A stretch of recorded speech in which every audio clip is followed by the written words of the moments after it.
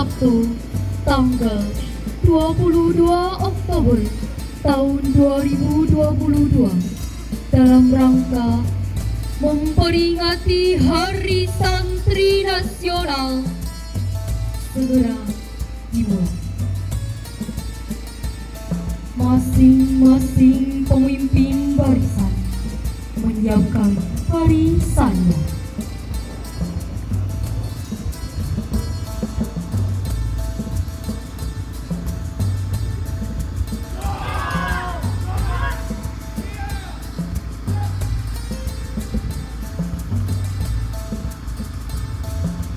Pemimpin upacara memasuki lapangan upacara.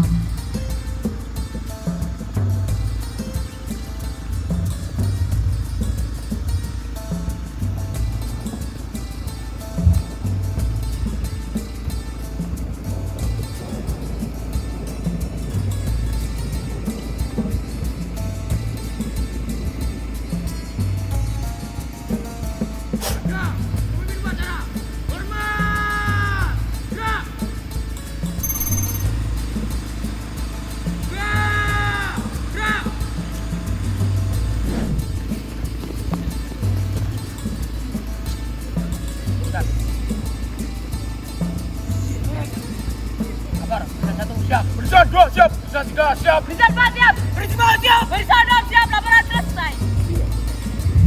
laporan saya semua kembali ke barisan masing-masing. Tekan, siap, tekan.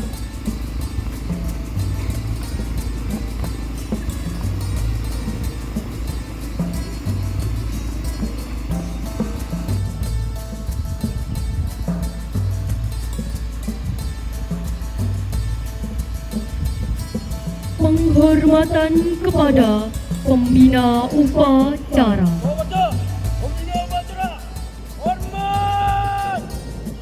Siap. Siap.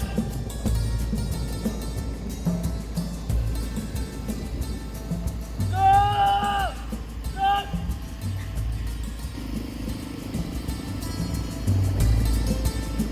Lapor, upacara apel hari Sabtu, tanggal 22 Oktober tahun 2022 dalam rangka memperingati Hari Santri Nasional. Siap, dimulai. Siap, lanjutkan.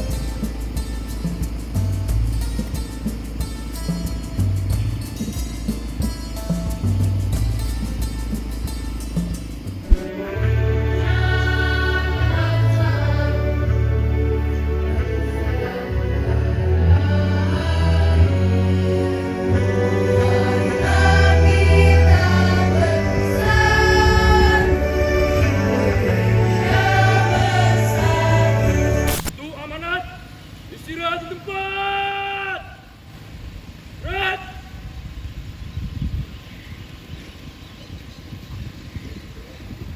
Assalamualaikum warahmatullahi wabarakatuh.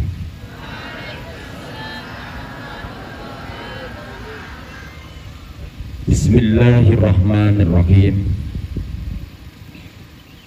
Alhamdulillah alladzi hadana lihada wa ma kunna linahtadiya laula an hadana Allah.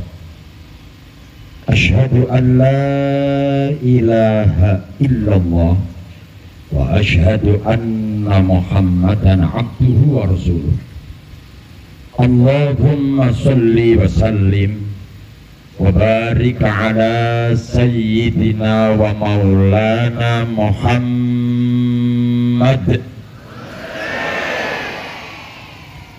wa ala alihi wa ashabihi ajma'in. Amma ba'd.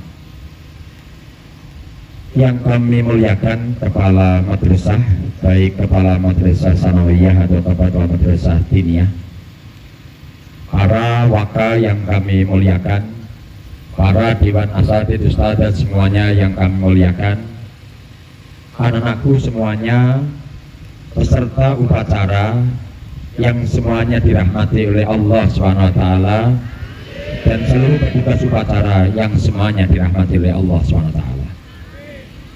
Tiada ungkapan yang patut untuk kita sampaikan pada hari ini kecuali ungkapan syukur kepada Allah Subhanahu wa taala.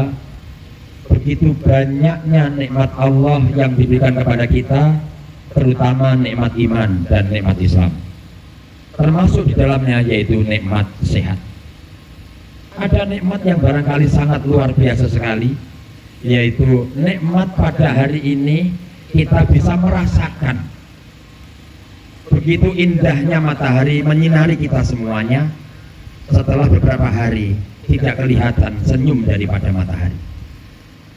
Alhamdulillah, dengan upacara ini saya yakin dengan mensyukuri nikmat daripada Allah, dengan kita mendapatkan sinar daripada matahari, kita oleh Allah diberi kesehatan zahiran wa batinan.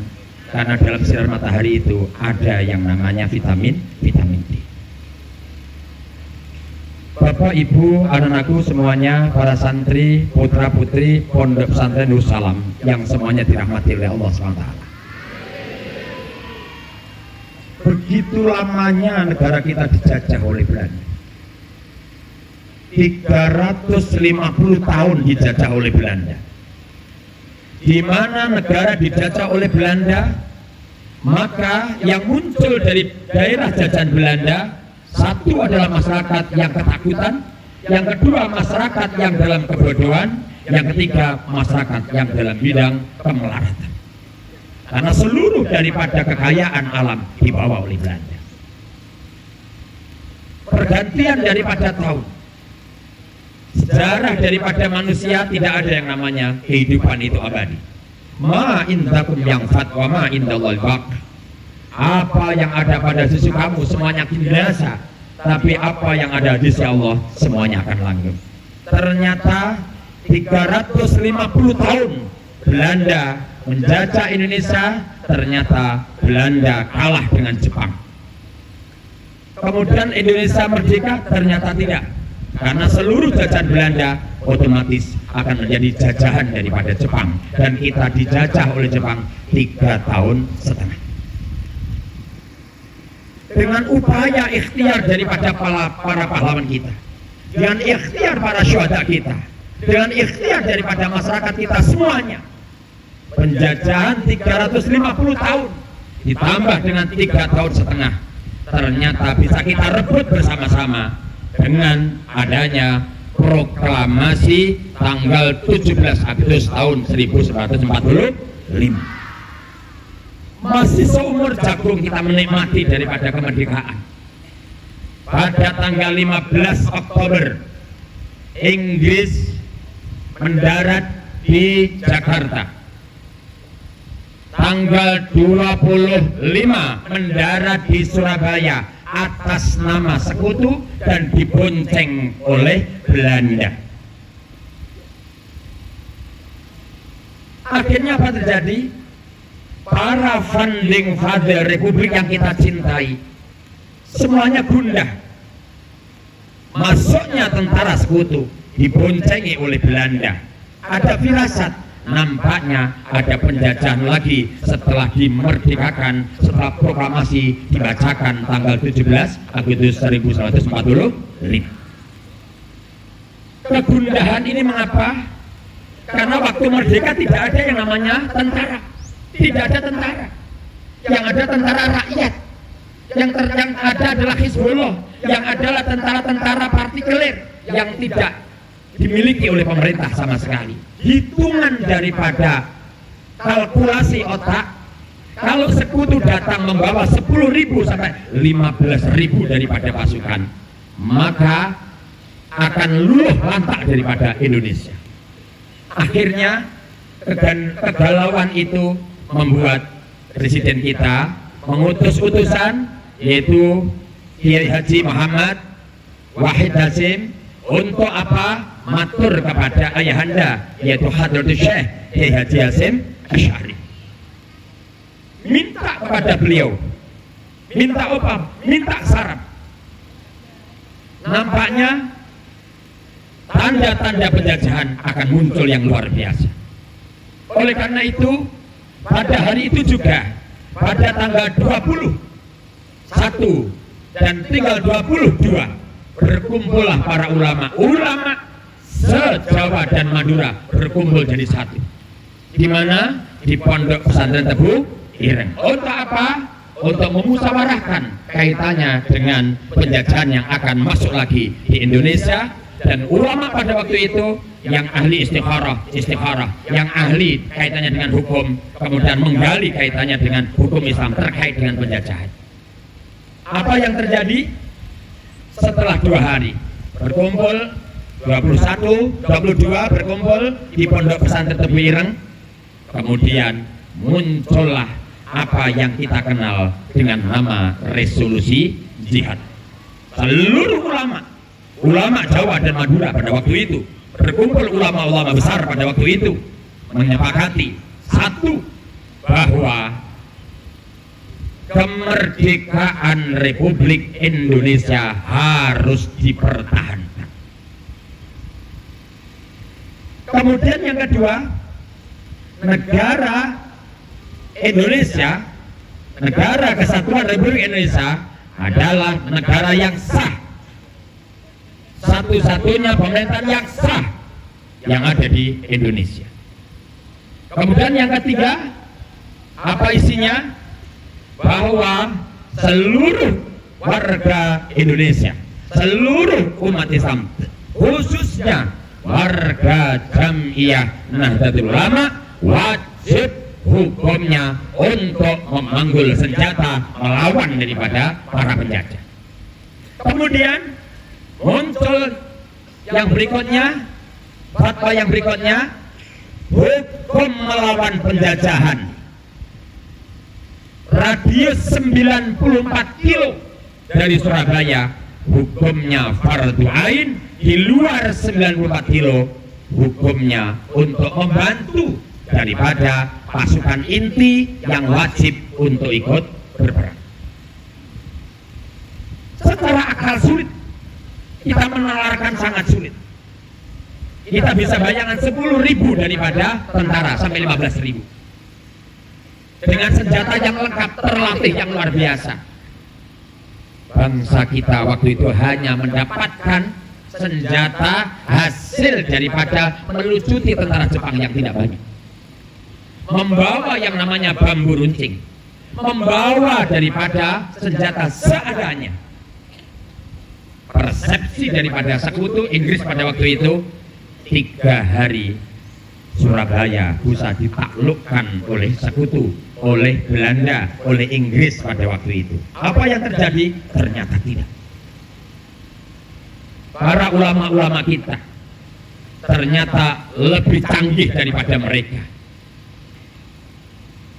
Salah satu di antara daripada kehebatan perang pada waktu itu, ulama besar yang dari Pondok Pesantren Butet, maka cukup tasbih yang ada itu kemudian dilepas, kemudian setelah itu dilemparkan ke atas, maka satu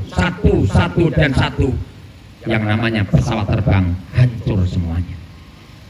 Hizib Nasr dibaca, Hizib Bahri dibaca, hizib yang lain dibaca. Akhirnya apa? Pertolongan.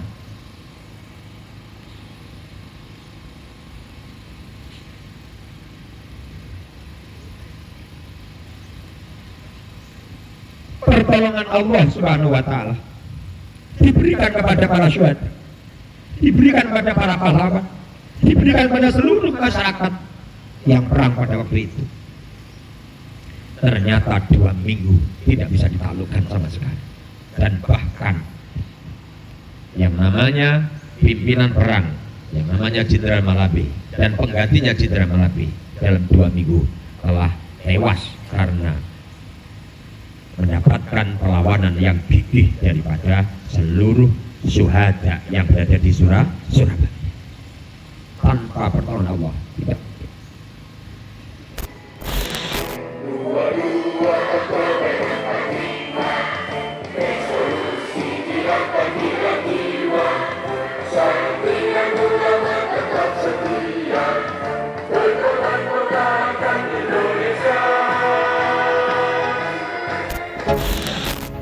Penghormatan kepada pemimpin upacara. Pada pemimpin upacara, hormat!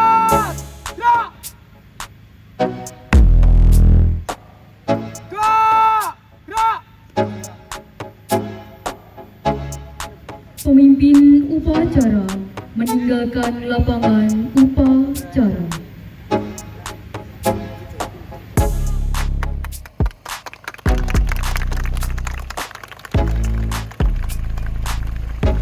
Dua, nominasi dengan kelas terbersih diraih oleh kelas 7B.